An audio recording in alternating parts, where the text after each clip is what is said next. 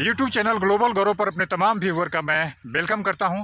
दोस्तों, अभी का जो समय है फरवरी का महीना है और फरवरी का महीना जो होता है बसंत ऋतु का ही महीना होता है। और वही बसंत ऋतु के इस समय में मैं अपने खेतों में घूमने के लिए आया हूं। अभी मैं एक सरसों के खेत में हूं, जहां देख सकते हैं पीले पीले सरसों के फूल। और मैं आज आपको दिखलाऊंगा कि मेरे गाँव के बधार में कौन कौन से फसल लगे हुए हैं, किन किन फूलों को मैं देखता हूँ, किन किन फसलों को देखता हूँ और किस तरह के वे सारे हैं। तो आइए बने रहिएगा मेरे यूट्यूब चैनल ग्लोबल गौरव पर और मेरे साथ देखिए मेरे गांव के खेतों का अनुपम दृश्य।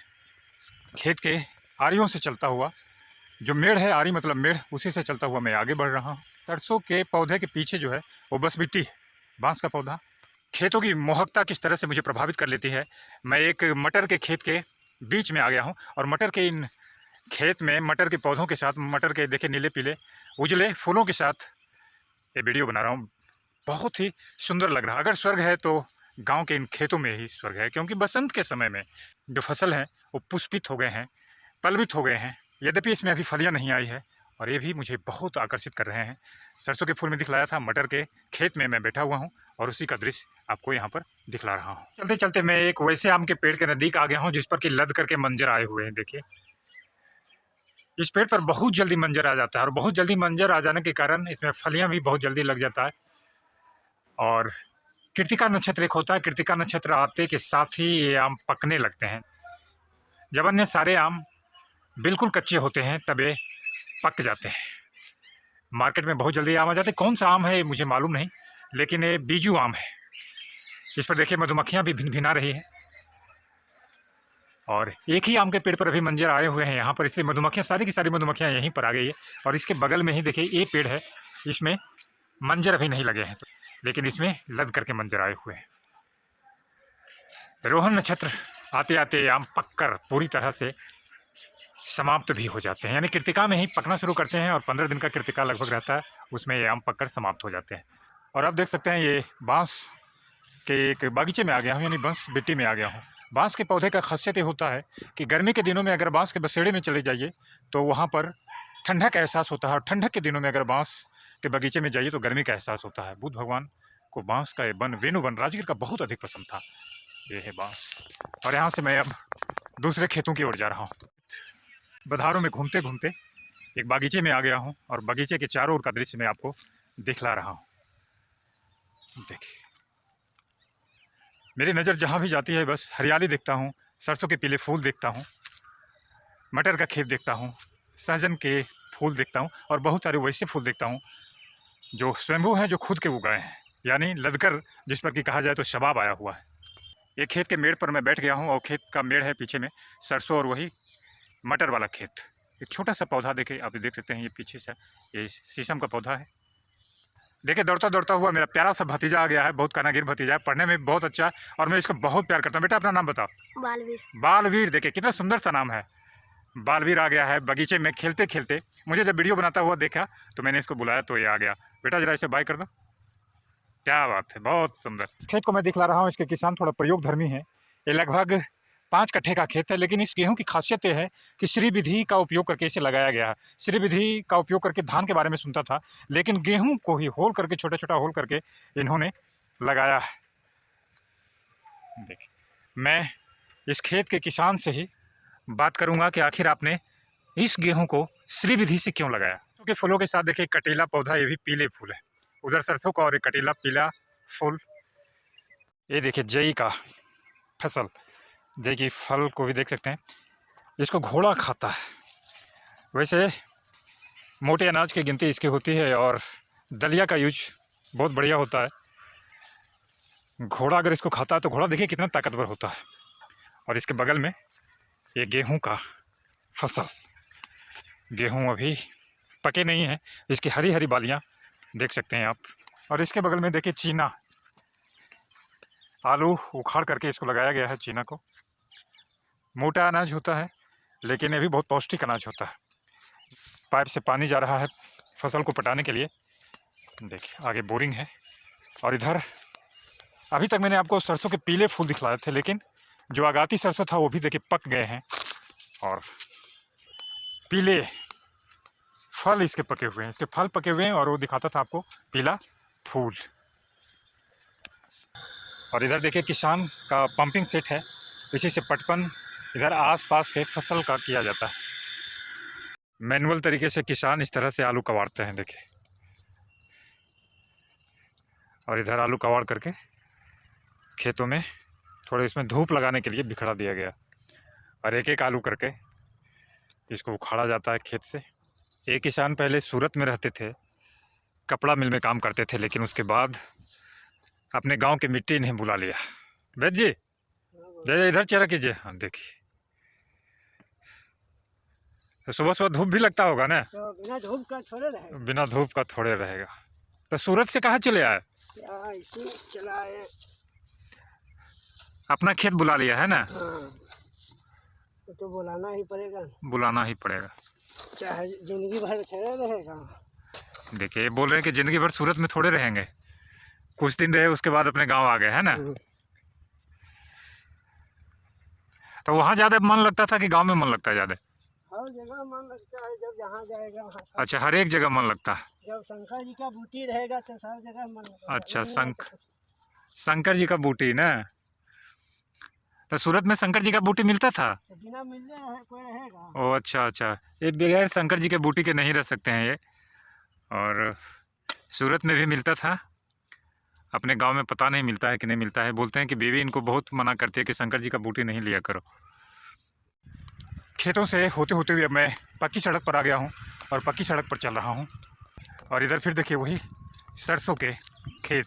मैं जिधर देखता हूँ बसंती मौसम में सरसों के पीले फूल ही नज़र आते हैं। पक्की सड़क पर गाड़ियों का भी आवागमन होता है। इधर देखिए मशीन से कटाई की गई थी धान के आटे का, जानवरों का चारा। और इधर देख सकते हैं ये जो मशीन है ये इसी से काटा गया था इस चारे को। और देखिए मेरे गांव के ये अर्जुन चाचा हैं, बहुत ही मेहनती किसान हैं, पक्का गांधीवादी हैं।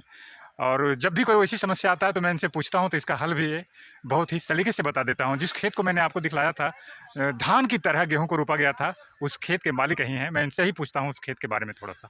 जिस तरह से धान की रोपाई होती है उसको कौन सा विधि कहा जाता है? श्री विधि से।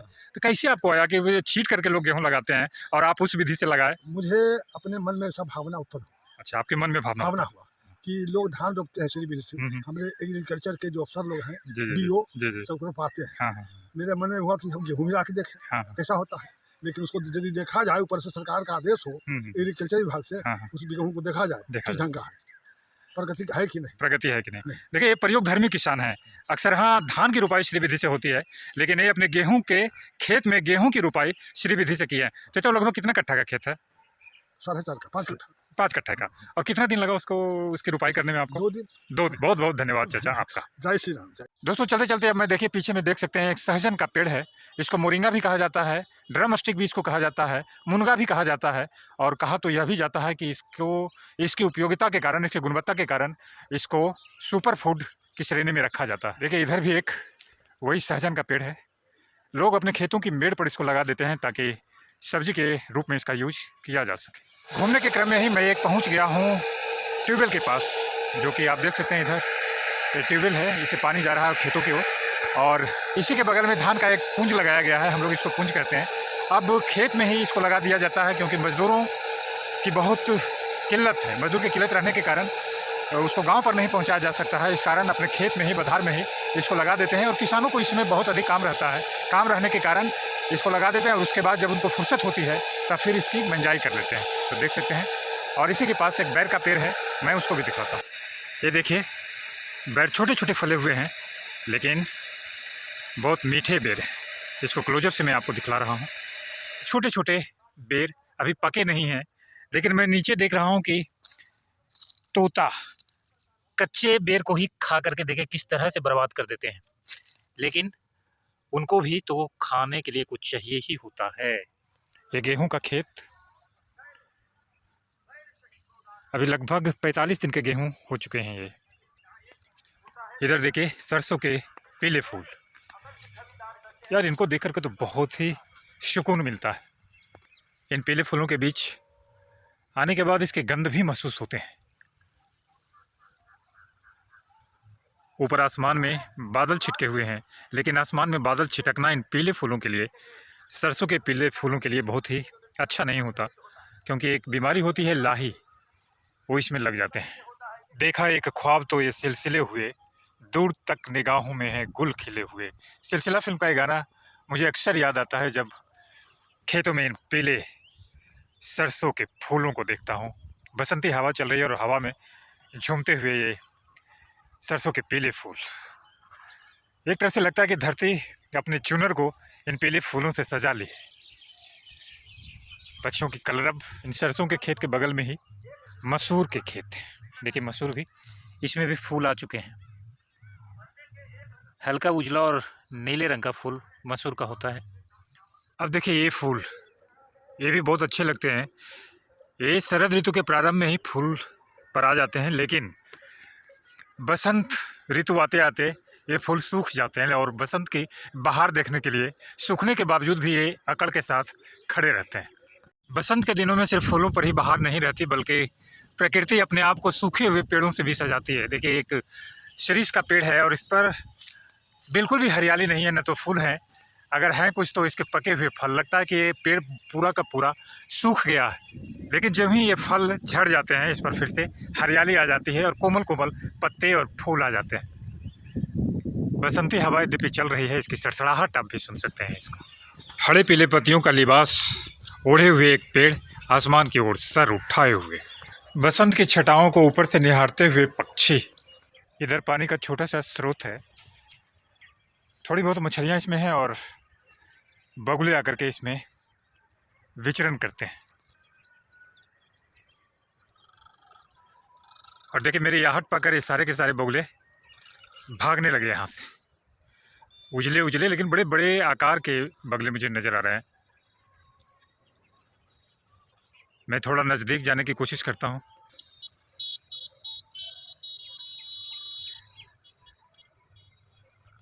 धनिया के महकते हुए फूल, महक आपको महसूस नहीं हो रहे होंगे, लेकिन मैं इसको महसूस कर रहा हूँ। बसंत ऋतु का एक खास आकर्षण होता है।